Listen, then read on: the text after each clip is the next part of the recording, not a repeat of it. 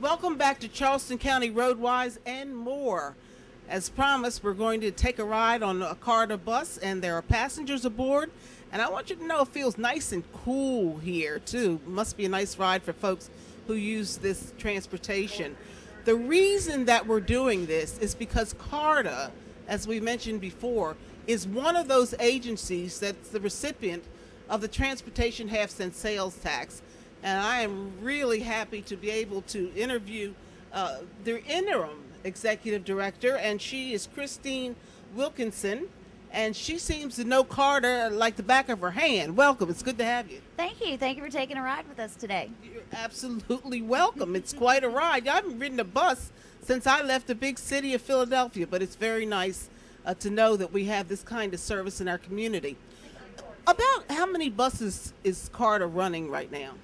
We have just slightly over 100 buses in our fleet, which includes replica trolley cars that we operate downtown in the historic district, 35-foot coaches like the one that we're on.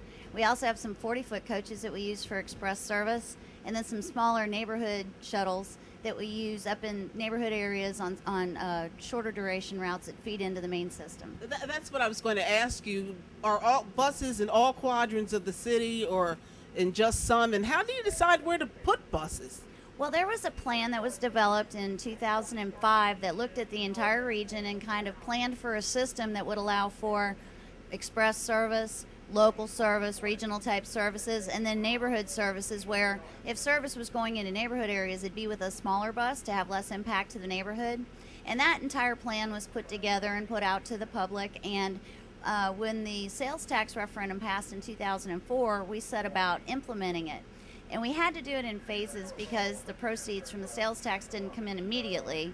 And so we initially launched with our regional routes and our neighborhood shuttles, and then express services were implemented in 2006, I believe. Now, you're aware that the transportation sales tax program is supposed to remain in place for the next 25 years, raising $1.3 billion. Will CARTA be a part of all of that throughout this history? Well, we currently receive about 18% of those funds annually through Charleston County, which we're very appreciative of because those local funds allow us to take advantage of federal and state funds and operate the system. And really, without a local funding source, you can't draw down those funds. So it's critical to the existence and operation of CARTA. And as we move forward into the outgoing years, you know, we hopefully should continue to receive funding at 18% of the proceeds. And, you know, but we do have some concerns as we move into the future as costs increase or fuel prices increase, that it's really a challenge to maintain our current level of service, which we're trying to do through partnerships and really tight management of the system. I'm familiar with other systems in this state, and I know it's very difficult to fund a community bus of this sort. And you really, really have to work hard to get those dollars because we in South Carolina are a rubber state, and we like our cars, four wheels on a car and not a bus. That's very true. If you look at some of the surrounding states, the annual expenditures for mass transit, at least on a state level, are probably 10 times less than, say, neighboring North Carolina or Georgia. And it's really the local funding sources that are so critical to a system being successful. We are one of the few in the state, if maybe the only in the state, that has such a strong local funding source. And it really lends itself to our success. When you look at other systems around the state, we probably carry about 1/3 of all mass transit riders in the state just here in Charleston. Well, I was going to say the name of the game is getting those riders. And if you don't have the ridership, you're in trouble financially. Do you think that CARTA is able to do that, or will they be able to get that kind of ridership in the future to hold on and sustain itself? Well, we're doing really well. We've had increasing ridership over the last several years, and just last month, for the month of October, we went over 400,000 passengers for the first time ever. Wow. We actually had over 413,000 passengers for the month, and we'll be on pace to do again over 4 million passengers for the year, which, when you look at the number of routes and the number of hours of service we provide, it's really very successful. What's your secret? Oh, we have loyal customers, and we try to keep our customers happy. We have lovely, friendly drivers that, make try to make people's day better as they go throughout their day, and we really try to do all we can to make sure the system is the best that we can provide. I want to say something about the buses, or you should say something about the bus that we're on right now. And I assume many of the others are like this, but I see seats for handicap. Are there places for their wheelchairs and the like, or mostly seats for them? Well, all of our buses are wheelchair lift equipped, or they kneel and have a ramp. So anyone who is using a wheelchair can ride any of our buses. When they come on board, the driver will assist them with getting secured. Their wheelchairs will tie down into the floor.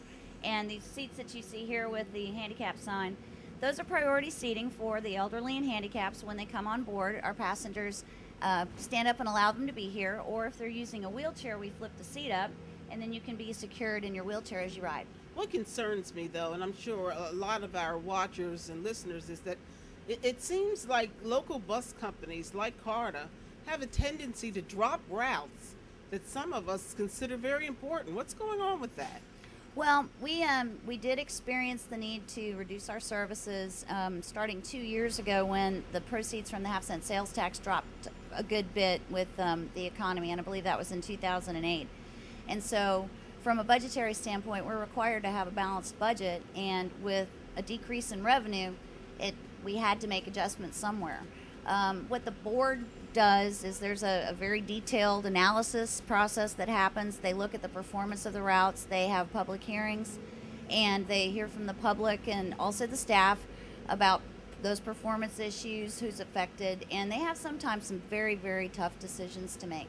Is it possible for a small town or a city like Charleston, as compared to Philadelphia and places like that where I've lived, is it really possible to have enough ridership to sustain itself without sales tax or any other kinds of federal or state or local dollars? Well, actually, no. All throughout the country, the public transit systems are just that. They're public services provided either by counties, municipalities, transportation authorities, and there is always the need for subsidy for those type of services. Our subsidies come from the half-cent sales tax, from federal, standard formula programs that are applied all throughout the country, and then state funds.